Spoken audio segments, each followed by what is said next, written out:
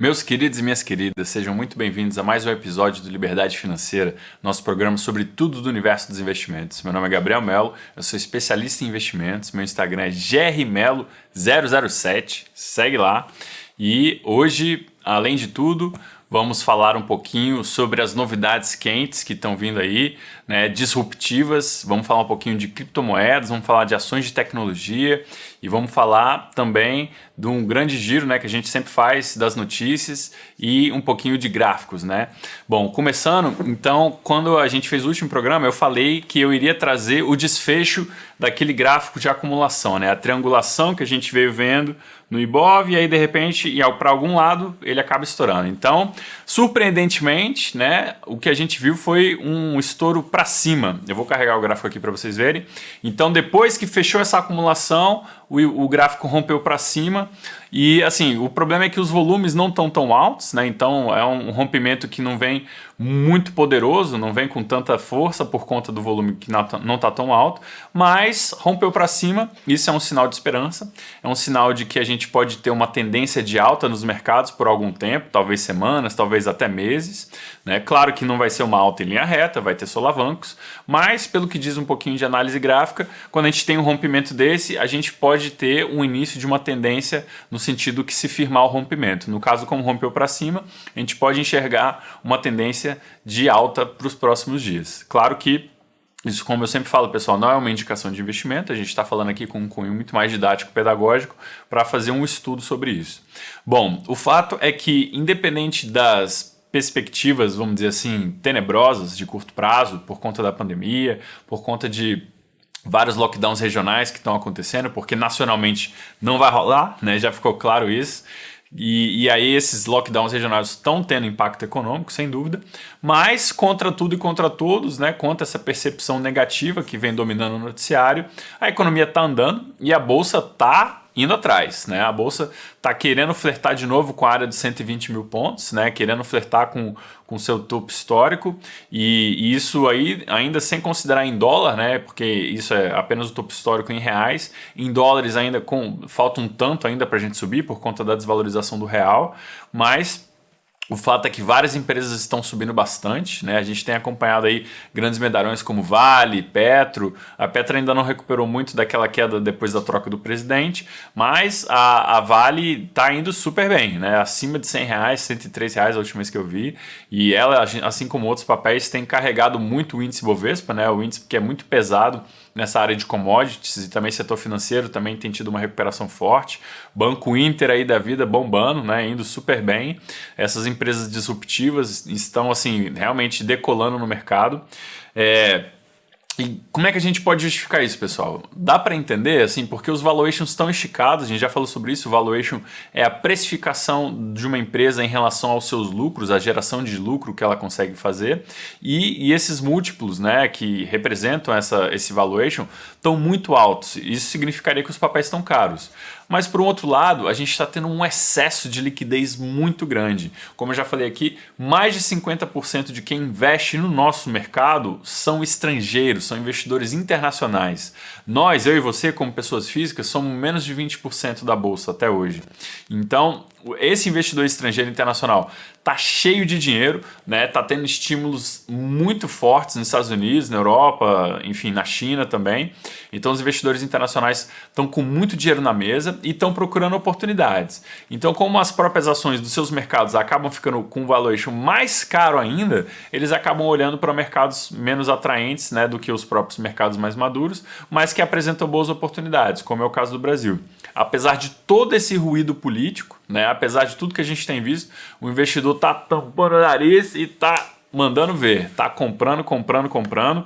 E então, assim, a gente está tendo esse cenário de liquidez quase infinita, né? Vários medalhões do mercado, grandes economistas, grandes investidores têm soado o alerta de que isso vai acabar mal, de que vai vir uma crise muito grande por aí. Só que até enquanto eles preveem isso, né, e até isso se materializar, a bolsa pode ter subido 100, 200, 300%, né? Vai saber quando que isso vai acontecer, né? A não ser que a gente veja algum estopim muito forte, que acabe com o ânimo, que acabe com a coragem dos investidores, pode ser que a bolsa tenha uma pernada de alta muito grande até chegar nesse momento de nova realização.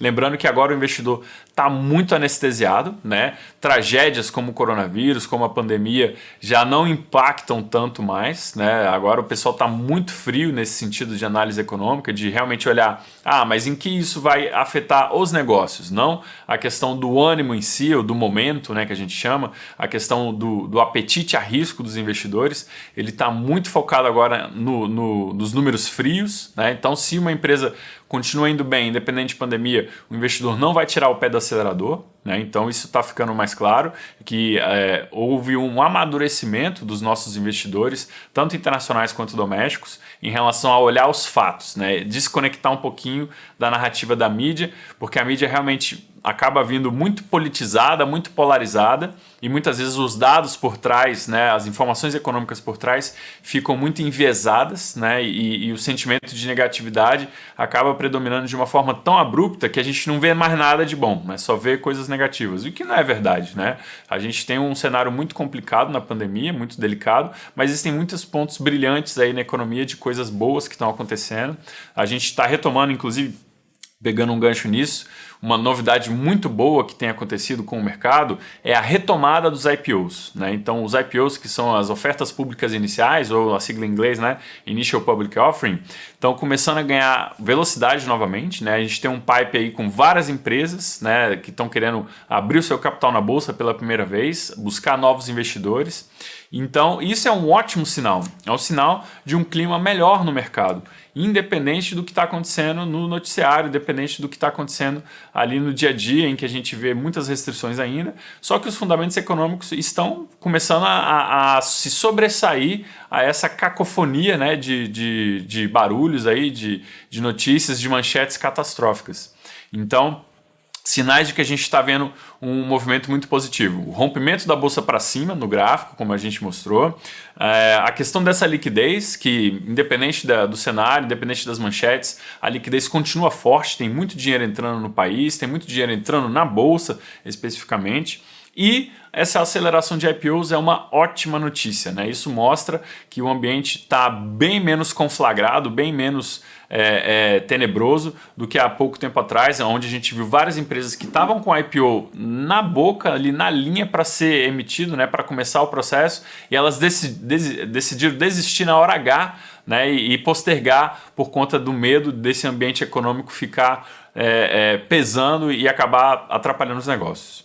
Bom, vamos começar um pouquinho, pessoal, sobre tecnologia. As ações de tecnologia estão retomando o seu fôlego, né? A gente viu que depois que elas bateram ali os recordes, elas tiveram um movimento de realização. Como eu falei, a narrativa do valuation está muito esticado, pesou nas empresas, né? E ao mesmo tempo, a taxa de juros tendo subido nos Estados Unidos diminui a atratividade dessas empresas, porque além de aumentar o custo das suas dívidas, que é atrelado a essa taxa de juros, aumenta o prêmio que o investidor quer para ganhar em relação à rentabilidade dos investimentos nessas ações em relação à renda fixa. Então, o prêmio de atratividade dessas ações precisa subir muito se a taxa de juros está subindo para compensar o risco dos investidores de aplicar nessas ações. Porém, as ações estão voltando, então significa que a gente está vendo resultados melhores que o esperado, uma retomada mais forte do que foi antecipada. Os Estados Unidos estão vendo esses pacotes de incentivo ter muito sucesso, né? A economia está acelerando. E para esse ano, pessoal, a economia americana está prevista crescer 6,5%. Faz muito tempo que ela não sobe tanto. Claro que a base de comparação é uma base fraca, né? Porque veio de uma queda de mais de 5% no ano passado, mas ao mesmo tempo é um crescimento bem forte, né? E claro, a gente está vendo isso na onda desses estímulos, desses pacotes de estímulos. Agora é importante pensar que eles podem fazer isso por muito tempo, né? Eles têm bala na agulha para isso. O que a gente teria como revés ou como contra dessa estratégia seria choques inflacionários. mas a inflação não vem, né? Como o dólar é a moeda mundial, como o dólar é a moeda de reserva mundial, isso dá um poder inimaginável para o controlador, para o tesoureiro americano, que ele pode continuar imprimindo dólar e essa inflação resultante, ela não é dividida apenas com os dólares que estão dentro dos Estados Unidos, ela é dividida com todos os dólares que existem na face da Terra. Então é como se eles emitissem 100, vamos dizer, 100 notas de dólar. Dessas 100 notas, se a gente considerar que, sei lá, 30, 40% do dólar que existe no mundo está fora dos Estados Unidos, é como se eles sofressem 50%, 60% da inflação do dólar que eles estão emitindo. Então isso dá um colchão de amortecimento para eles poderem emitir dólares assim à torta e à direito, sem sofrer os impactos que, por exemplo, se um país emergente fizesse esse tipo de política, iria sofrer. Se a Argentina ou o Brasil começar a emitir dinheiro loucamente assim, rapidamente a inflação ia ficar galopante, né? A desvalorização cambial ia ser extrema, a taxa de juros futuros ia explodir e isso impede essas economias de ter esse poder, né? Já os Estados Unidos não, eles emitem dinheiro adoidado, a inflação é dividida com o mundo inteiro, a taxa de juros futuros sobe, mas sobe de uma forma muito mais moderada e fica muito atrativo. Se os juros deles sobem, o investidor institucional prefere 1000 vezes um título americano que tem uma solidez, uma confiabilidade enorme a um juro mais alto, né, do que o tradicional para eles, do que um título às vezes com um juro 3, 4 vezes maior num país emergente, mas que tem um risco político, que tem um risco, né, regulatório, enfim. Então a ideia é de que eles realmente têm um poder de barganha econômica muito grande e isso deve continuar ainda por muito tempo. Então, de novo, a gente está vendo um cenário onde os Estados Unidos está se recuperando muito mais rápido do que estava previsto. As empresas de tecnologia novamente estão aí liderando esse processo, né? Estão retomando um fôlego muito forte, né? E liderando esse processo de recuperação. Mas essa recuperação está se espalhando para todos os setores, setor bancário, setor de commodities, setor de serviços. Então, a economia vem numa ascensão muito forte e o que é que está sendo o grande pilar de sustentação dessa ascensão? A vacinação, né? A vacinação deles chegou no nível de quase 3 milhões de doses por dia, então eles estão uma aceleração muito, muito significativa. Isso diminuiu drasticamente o número de mortes, diminuiu bastante também o número de internações. Mas eles ainda estão tendo alguns picos de casos, né, de aumento de casos de forma mais localizada. De qualquer forma, o mercado está muito otimista, né, com essa questão da vacina, o quanto essa aceleração tem sido importante para melhorar o ambiente de negócio, melhorar o clima entre os investidores e as empresas, né, entre os consumidores. O presidente Joe Biden já falou que espera que o 4 de julho desse ano seja um 4 de julho muito mais festivo, muito mais comemorativo, com muito menos restrições, né, 4 de julho que é o dia da independência dos Estados Unidos. Então eles pretendem comemorar com festas, enfim, talvez até com aglomerações, considerando que boa parte das pessoas já vai estar sendo vacinada esse mês de abril. Então, é um movimento de muito otimismo, né, que está surgindo e esses pacotes novos de incentivo, né, o Joe Biden já anunciou um pacote novo que está sendo negociado entre 2 a 4 trilhões de dólares para investimento em infraestrutura. Isso vai gerar muita economia. Está tendo inclusive algumas reclamações de que as parcerias público-privadas para esse pacote talvez não sejam tão amplas, então talvez fique muito a cargo da esfera pública fazer esses investimentos. Isso até gerou algum debate. Mas o fato é que o dinheiro está circulando, e está circulando com uma velocidade muito grande, e isso inclusive acaba trazendo benefícios para a gente, né? Não é à toa que a nossa bolsa está subindo, ela está indo na esteira das bolsas americanas, das bolsas mundiais, né? Então é importante a gente ficar muito de olho nesse cenário internacional, que isso acabe contaminando de uma forma positiva aqui dentro também. Bom, falando então sobre vacinas, né? O que a vacina injeta, pessoal? Acima de tudo, esperança, né? As vacinas têm injetado esperança no mundo. Então, como eu falei, nos Estados Unidos está tendo uma aceleração muito forte. Israel está praticamente, né, com o que a gente chama de imunidade de rebanho, já vacinou mais de 70% da população. Lá só não vacina quem não quer mesmo. E eles, no governo, eles fazem programas de incentivo, dão prêmios, dão folgas, empresas dão bônus, enfim. é um processo que está atingindo o seu pico e a vida está voltando ao normal. A gente já tem vários relatos, vários sinais de países atingindo níveis de normalidade, né, como Austrália, Nova Zelândia, Israel, o próprio Estados Unidos está tendo uma normalização muito boa. Então, o fato é, começa a surgir uma luz no fim do túnel, né? Com essa aceleração de vacinas, a gente pela primeira vez está vendo um cenário onde o otimismo está voltando de uma forma mais forte, de uma forma que não é tão, vamos dizer assim, ao sabor do vento, né? Mas é aquele otimismo enraizado em uma esperança genuína de que as coisas vão ficar melhores, né? Aqui no Brasil, a gente ainda está no meio da neblina, né? No meio das trevas, vamos dizer assim, porque aqui as mortes só aceleram. Como eu já tinha falado aqui, estava previsto pelos cientistas, a gente vai chegar na faixa de 5 mil mortos por dia. A gente talvez ultrapasse 500 mil mortos até julho, se torne o país número 1 nessa corrida nefasta, né, corrida tenebrosa do número de mortes, né? Então talvez a gente vai ter esse título, né, escuro de ser o país campeão mundial de mortes, infelizmente. Isso se deve a vários motivos, não tem um único culpado, mas o fato é que o país ter postergado os pedidos de vacina, o país ter ficado jogando duro com as empresas de vacinação em relação ao contrato, custou vidas, né? Isso é assim, um conteste. Era melhor ter pago um valor mais caro do que querer ficar se preocupando, só um minutinho, do que a gente ficar se preocupando muito com termos de contrato e esquecendo as vidas, né? E era melhor ter pago um pouco mais caro nesses contratos e ter pago menos em sangue do que a gente ter agora um contrato super econômico, mas que não vai salvar mais tantas vidas, né? Então, a gente ficou aí à mercê dessa negociação e aí agora as vacinas estão tendo alguma aceleração, mas ainda longe do ideal. A gente está chegando em 20 milhões de vacinados, né? Pelo menos com alguma dose. Isso ainda está na faixa entre 10 e poucos por cento, não é, do país. Então ainda falta muito, se a gente imaginar que para atingir imunidade de rebanho de 60% e 70%, ainda falta demais, né? E talvez a gente não consiga isso, talvez até nem ao ano que vem. A esperança do mercado, por um outro lado, é que até setembro, outubro, a gente já tenha algo como 135 milhões de vacinados.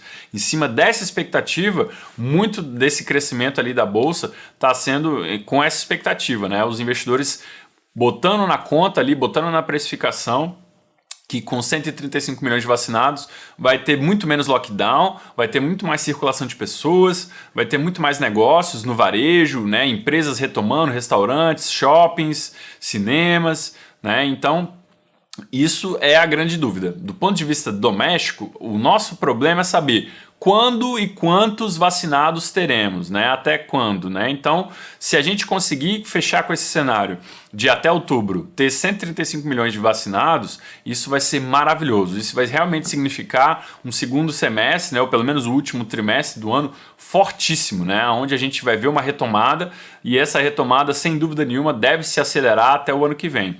Agora, tudo totalmente dependente dessas questões das vacinas. A gente viu a troca de vários comandos, né, dos ministros. O novo ministro das Relações Exteriores veio com um discurso muito mais pianinho, né? Nada de confrontação com China, nada de confrontação com Estados Unidos, nada de seguir o discurso, né, belicista de ficar metendo ideologia no meio das relações internacionais. Então, nas palavras do novo ministro, ele vai fazer a diplomacia da vacina, né, vai buscar negócios, né, enfim, fazer negociações que permitam ampliar a vacinação. O problema é que precisa combinar com os russos, né, entre aspas, não com os russos diretamente. Tudo bem que tem as negociações com a Sputnik V, né, que é a vacina russa. Mas nesse caso eu quero dizer com os fornecedores de vacina em geral. A China, ela começou a relutar em relação ao fornecimento de matéria-prima e de vacinas para poder priorizar o consumo doméstico, né? Para poder priorizar a vacinação da sua própria população. Então o Brasil, ele está ficando um pouco sem alternativas. Então, essa diplomacia e essas negociações vão ser fundamentais para destravar esse medo, para melhorar a distribuição das vacinas e fazer com que isso se torne, na ponta, crescimento econômico, renovação do ciclo de crescimento, né, e diminuição do desemprego. Então, é importante, né, continuar com essa vacinação e a gente continuar cobrando. Vamos ver até que ponto, né, a gente vai conseguir entregar essa promessa de até setembro, outubro ter mais de 130 milhões de vacinados. Bom, pessoal, então eu falei um pouquinho dessa guerra de estímulos, né? Então a gente tem os Estados Unidos com muitos estímulos, com pacotes de estímulos para infraestrutura. A China também está estimulando o seu mercado. A Europa também está fazendo estímulos. Então a gente está num cenário em que os crescimentos econômicos vão vir anabolizados por esse processo de estímulos. A bolsa alemã, a DAX, né, como é chamada, rompeu recordes, né, e continua numa tendência de alta forte.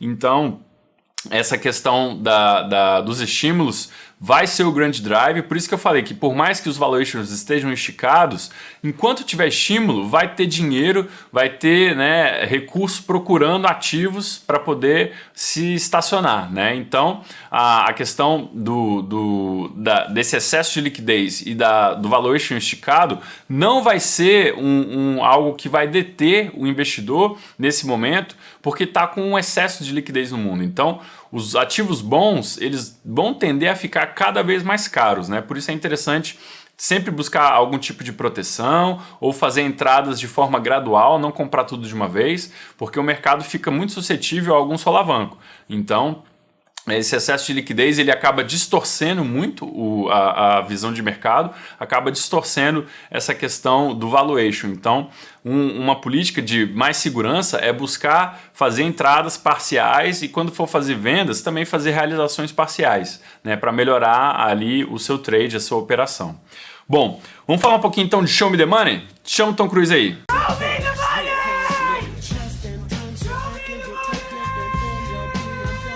Pois é, pessoal, e ele que não para, é o queridinho do momento, o Bitcoin. Isso aí, as criptomoedas em ascensão mais uma vez, batendo o nosso ATH, né, o nosso all-time high, né, a máxima de todos os tempos, Bitcoin na faixa de 62 mil dólares, quase 350 mil reais, um único Bitcoinzinho valendo 350 mil reais. Mas o que é um Bitcoin? Um Bitcoin é um ativo intangível, é um ativo digital. É como se fosse um ourinho ali criado em computador e que você só enxerga na sua tela, né? Fora da tela ali, fora de algum aparelho, né, eletrônico, você não enxerga, ele não tem valor nenhum. Não é igual o ouro que você pode pegar, você pode cheirar, você pode transformar em fio, transformar em alguma joia. O Bitcoin, ele existe exclusivamente no mundo digital. Se acabasse a eletricidade do mundo, acabaria o Bitcoin.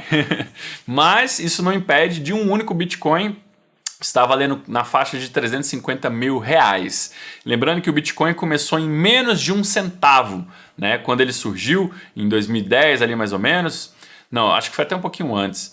Mas o Bitcoin, quando ele surgiu, ele valia menos de 1 centavo de dólar. E hoje, em dólares, desse 1 centavo está em 62 mil dólares. Pois é, mas não foi um caminho em linha reta. O Bitcoin chegou a bater 18 mil dólares na sua primeira grande máxima e recuou para 3 mil dólares.